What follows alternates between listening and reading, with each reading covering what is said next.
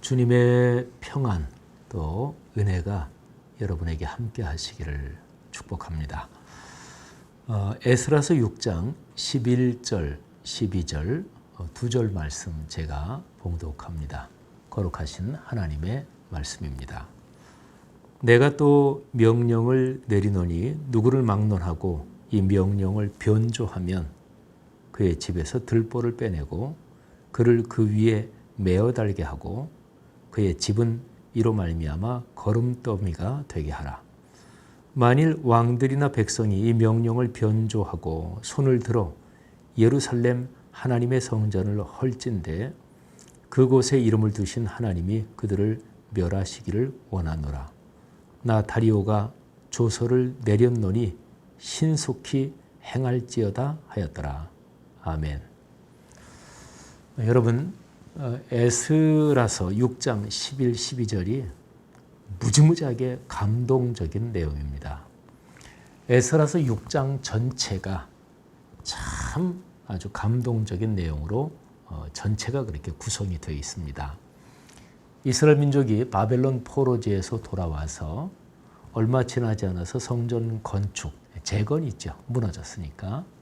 재건을 시작했는데 여러 주변 상황 또 방해하고 반대하는 그런 사람들 때문에 성전 재건이 중단됐고 한 16년을 그렇게 중단된 채로 있었습니다. 그러다가 하나님이 학개, 스가랴 이런 선지자들에게 말씀을 주셔서 다시 재건해야 된다. 그래서 사람들이 일어나서 성전 재건을 시작했습니다. 그런데 이제 이 페르시아 제국, 이 바사 제국의 이 다른 고위직에 있는 사람들이 그 소식을 듣고 야, 이게 너희들 왜 이거를 다시 재개하느냐? 뭐 누가 이 허락을 했느냐? 이러면서 질문을 한 거죠. 근데 그때의 선지자들 또 이스라엘 백성들, 지도자들 그 핵심에 총독 스룹바벨 그리고 대제사장 여호수아가 있었죠. 이 사람들이 하나님께서 우리에게 명하셨다. 그리고 막 밀고 나갔습니다.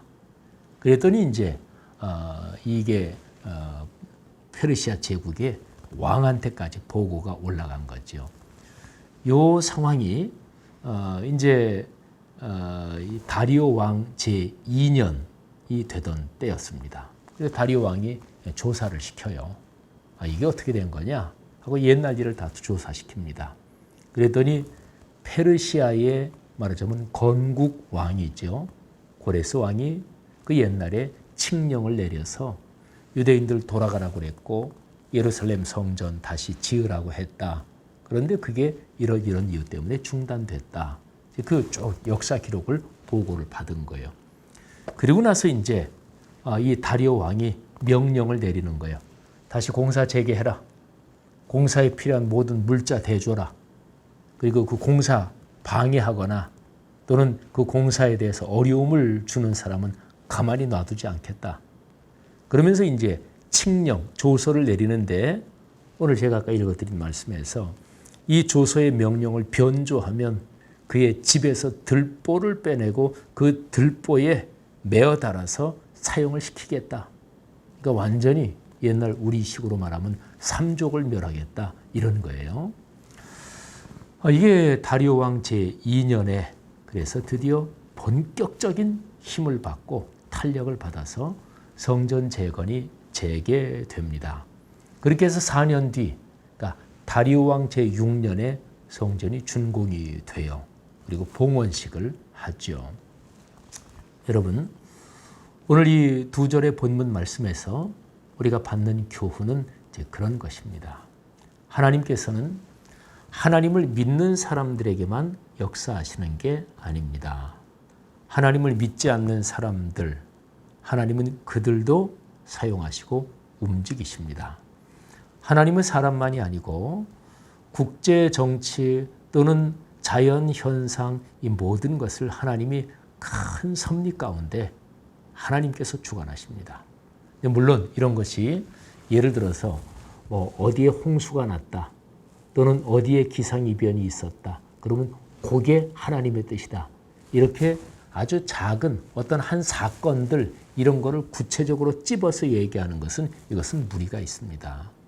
어떤 한 사건이 일어날 때 그 사건에 연관되는 이런저런 주변의 연결고리 이거는 사람으로서 결코 다 알 수 없죠. 근데 하나님은 수십, 수백 또는 수천 가지의 모든 것을 전지전능하신 하나님이시니까 다 알고 계시고 그런 큰 틀 가운데서 하나님께서 섭리하신다 이런 거죠. 그리스도인이 우리가 섬기는 하나님이 어떤 분이냐 이 생각을 할 때 하나님은 결코 그리스도인들의 생각 속에 갇혀 있는 분이 아닙니다. 그리스도인이 하나님에 대해서 알 수 있는 것은 사실은 궁극적으로는 66권 성경에 나와 있는데 그런데 그럴지라도 하나님에 대해서 우리가 다 아는 게 아닙니다. 오늘날 우리가 살아가는 우리 사회 또는 오늘날의 이 세계 가운데서 하나님은 여전히 일하시고 이 모든 것을 주관하십니다. 그래서 우리는 로마서 8장 28절 말씀을 믿음을 가지고 신뢰하며 고백할 수 있는 것이지요. 우리가 알거니와 하나님을 사랑하는 자, 곧 그의 뜻대로 부르심을 입은 자들에게는 모든 것이 합력하여 선을 이루느니라. 아멘. 하나님께서 오늘 하루도 여러분의 삶의 상황을 움직이시고 또 개입하시고 축복하시기를 바랍니다. 기도하겠습니다. 하나님 아버지 은혜 감사합니다. 하나님께서 우리가 걸어가는 삶의 여정에 여러 가지 상황, 사건 또는 여러 가지 복합적인 요소들 하나님께서 주관하시고 섭리하시는 것을 믿습니다. 오늘 하루도 그래서 주님 손 꼭 붙잡고 주님을 신뢰하며 걸어가겠습니다. 오늘 하루의 삶에 하나님의 은혜로 함께해 주옵소서. 예수님 이름으로 감사하며 기도합니다. 아멘.